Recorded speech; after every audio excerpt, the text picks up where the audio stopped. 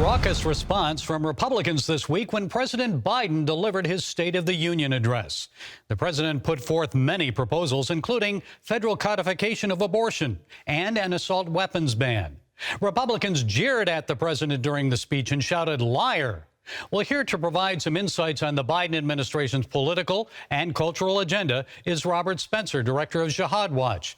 He's author of the new book, Sumter Gambit: How the Left is Trying to Foment a Civil War.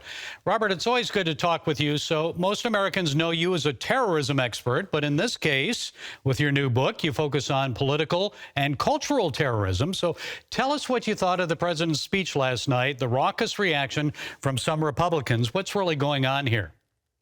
Well, a lot is being made of the reaction of the Republicans as if it's some kind of unprecedented rudeness to the president. But it has to be understood in the context of the fact that this president is the very first in American history to declare that his principal opponent and his legitimate opposition and essentially half the electorate are outside the bounds of acceptable political discourse and are essentially traitors to the republic.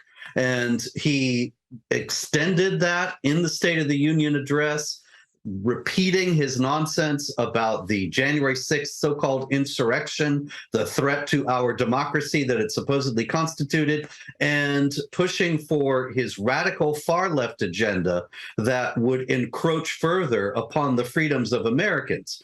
And so in light of all that, I think the Republican response was actually quite muted and far less hostile than Nancy Pelosi, say, tearing up the president's speech a few years ago.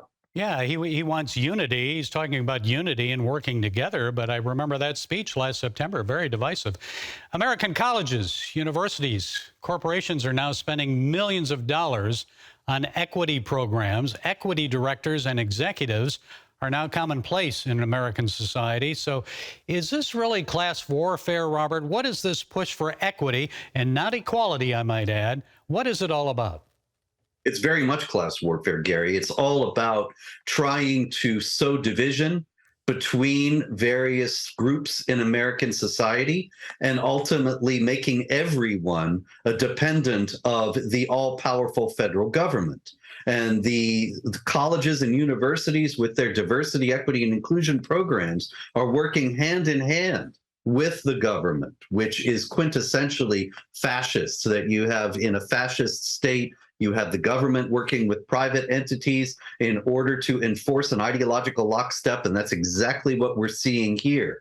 The idea is to shame Americans who have succeeded and to enforce what is frankly also a Marxist agenda of economic leveling by the confiscation of wealth, which is essentially theft from the wealthy, and its forcible redistribution to those who are not wealthy, not necessarily, and actually in most cases, not because they have been the victims of racism or something of that kind, but simply because they haven't worked and are already accustomed to the idea of being dependent upon the government.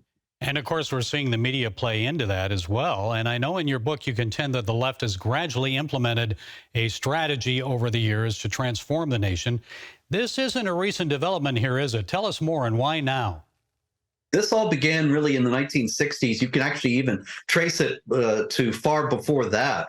But in the 1960s, it really picked up speed with the anti-war, anti-Vietnam War movement that was based on the idea of, on the left, a long march through the institutions. That first there were sit-ins and takeovers of college and university administrative offices, but that strategy failed and was replaced by the idea on the left to just take over pretty much every institution in American society. And because most people have not been even aware of this as a conscious strategy, although it's been around since the 1960s, they've had remarkable success, so that now the left does indeed control the entertainment industry, the education apparatus, the government, the media. It's all one point of view and only one point of view that is acceptable. If you step out of this lockstep, then you are vilified, smeared, marginalized, demonized,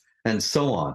But it is increasingly now as all these groups begin to try to tighten their grip and crush dissent, that Americans are waking up to it and realizing that we have to fight back now, not in illegal or violent means, but through all peaceful avenues in order to protect our freedoms, which are gravely in peril. Quickly, Robert, do you believe civil war is unavoidable, or can we reverse course? I believe it's very much avoidable at this point, but the left is pushing for it. For example, with the drag queens and primary schools and things like that, the idea is we either accept it, sit back and go along, in which case we've lost our children and lose our culture, or we fight back in a way that they can say, see, these people are terrorists, as the FBI classified angry parents at school board meetings protesting against all this madness as domestic terrorists. And so we have to continue to resist in peaceful means, continue to speak out, and remember that every one of us has to become an activist now. Nobody is going to do this for us. If we want to defend our freedoms, we all have to stand up. Okay, the book is Sumter Gambit, How the Left is Trying to Foment a Civil War. Robert Spencer, it's always a pleasure to talk with you, Robert. Thank you. Likewise, Gary. Thank you.